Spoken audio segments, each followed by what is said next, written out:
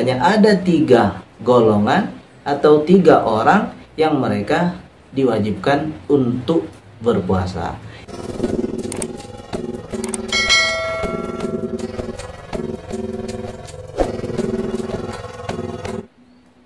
Bismillahirrahmanirrahim. Alhamdulillah wassalatu wassalamu ala Rasulillah wa ala alihi wa sahbihi wa mawalah, amma ba'du.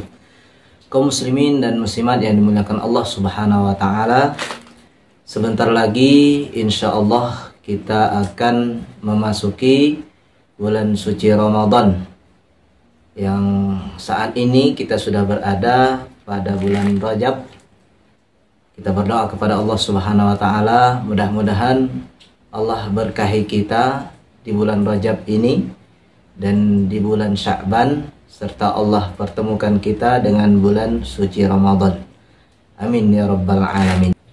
Agar kita di bulan suci Ramadan nanti dapat melaksanakan dan menunaikan ibadah puasa dengan maksimal, maka tentu kita butuh persiapan-persiapan. Di antara persiapan yang perlu kita siapkan adalah bekal ilmu.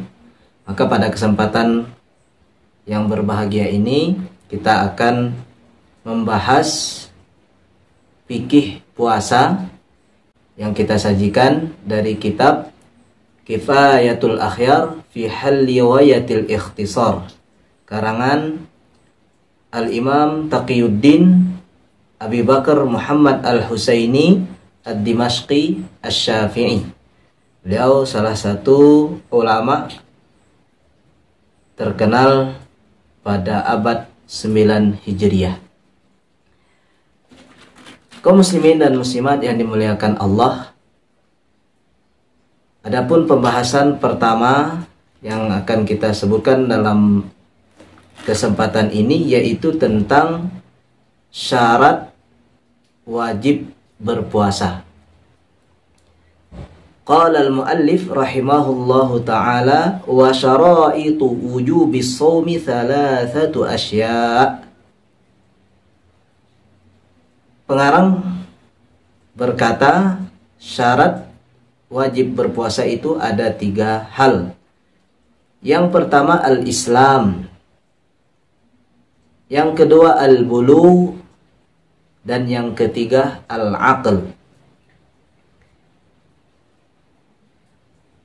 Maka selain 3 orang ini atau 3 golongan ini, tidak ada kewajiban untuk berpuasa.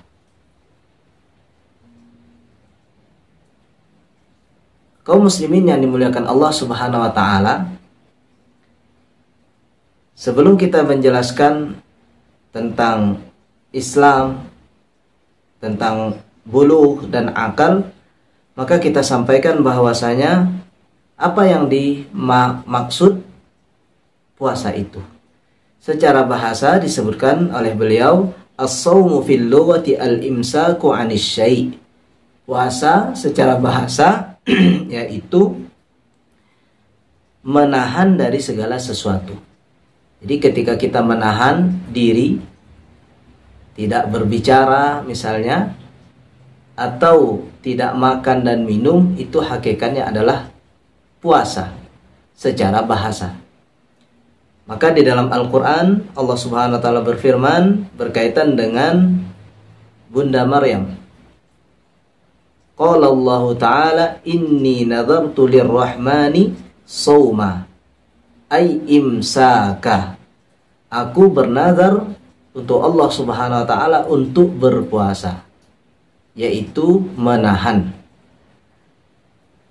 Kaum muslimin yang dimuliakan Allah, adapun secara syariat puasa yaitu imsakun makhsusun min syakhsin makhsusin fi waqtin makhsusin bi syara'id, yaitu menahan secara khusus dari orang-orang yang khusus pada waktu yang dikhususkan dengan syarat-syarat yang telah ditentukan oleh syariat Islam.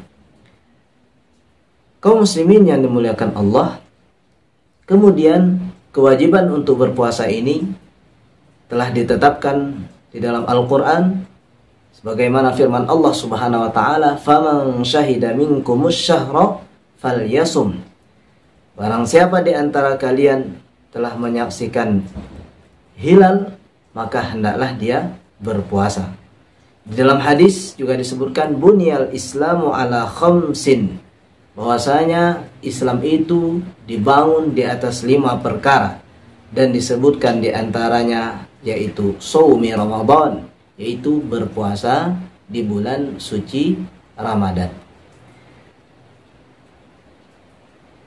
Nah, ketika kita sudah mengetahui makna puasa, kemudian kita sudah mengetahui dalil bahwasanya kita diwajibkan untuk berpuasa, maka orang-orang yang wajib berpuasa itu apakah semua orang yang berjumpa dengan bulan suci Ramadan tersebut atau tidak? Maka sebagaimana yang kita sebutkan di awal tadi, bahwasanya ada 3 golongan atau 3 orang yang mereka diwajibkan untuk berpuasa. Yang pertama, Islam. Fala yajibu 'alal kafir al-asli. Maka orang yang tidak Islam tidak diwajibkan untuk berpuasa Ramadan. Li'annahu la yasihu minhu idh laysa huwa min ahlil ibadah. Kenapa mereka tidak diwajibkan berpuasa? Karena sebenarnya mereka ketika berpuasa pun belum sah, tidak diterima, karena mereka bukan ahli ibadah. Mereka bukan orang-orang yang diperintahkan dan diwajibkan untuk beribadah, karena kewajiban mereka terlebih dahulu adalah bersyahadatain, mengucapkan dua kalimat syahadat. Dan syarat diterima ibadah kita adalah manakala kita muslim, sedangkan mereka belum mengakui atau belum bersyahadat, sehingga mereka berstatus belum Islam. Kemudian yang kedua, yaitu orang yang diwajibkan untuk berpuasa adalah al-bulugh, yaitu orang yang sudah baligh. Maka la yajibu 'ala shabi, anak-anak tidak diwajibkan untuk berpuasa. Baik, hadirin kaum muslimin yang dimuliakan Allah, lantas bagaimana dengan anak-anak? Mereka tidak diwajibkan. Betul, mereka tidak diwajibkan, tetapi mereka disunnahkan, diperintahkan, bahkan kita dianjurkan untuk mengajari mereka. Agar apa? Agar mereka terbiasa dengan berpuasa, agar mereka terbiasa dengan hal-hal yang baik, agar mereka terbiasa dengan melaksanakan ibadah puasa ini sedini mungkin, supaya ketika mereka sudah besar atau sudah dewasa nanti, mereka sudah tidak asing lagi dengan ibadah puasa ini. Mereka memang tidak wajib, tetapi mereka dianjurkan dan disunnahkan untuk diajarkan atau dibiasakan melaksanakannya. Kemudian yang ketiga, orang yang diwajibkan berpuasa itu adalah orang yang berakal. Maka la yajibu 'alal majnun, orang yang gila atau hilang akalnya, maka tidak diwajibkan untuk berpuasa. Hal ini berdasarkan hadis Rasulullah sallallahu alaihi wasallam, rufi'al qalamu an thalathah minhumus sabi wal majnun wan na'im. Jadi pena penulis amal seseorang itu diangkat oleh Allah Subhanahu wa taala dari 3. Siapa mereka? Yang pertama as-sabi, anak-anak, sampai mereka nanti baligh atau dewasa. Kemudian al-majnun, orang yang gila sampai dia sadar, sampai dia berakal. Jadi kalau anak-anak tadi sampai dia baligh, ya, sampai dia dewasa. Kalau orang gila sampai dia berakal atau sadar. Kemudian orang yang tidur sampai dia bangun. Jadi perbuatan seorang muslim ketika dia dalam keadaan tidur tidak dicatat oleh Allah Subhanahu wa taala sampai nanti dia terbangun. Maka hadirin yang dimuliakan Allah, kaum muslimin dan muslimat, sekali lagi mudah-mudahan kita dijumpakan oleh Allah dengan bulan suci Ramadan, dan mudah-mudahan dengan kita menambah keilmuan kita tentang fikih atau tentang hal-hal yang wajib atau disunnahkan atau yang berkaitan dengan puasa, kita semakin maksimal dalam melaksanakan ibadah puasa pada tahun yang insya Allah penuh dengan keberkahan ini. Amin ya rabbal alamin. Wassalamualaikum warahmatullahi wabarakatuh.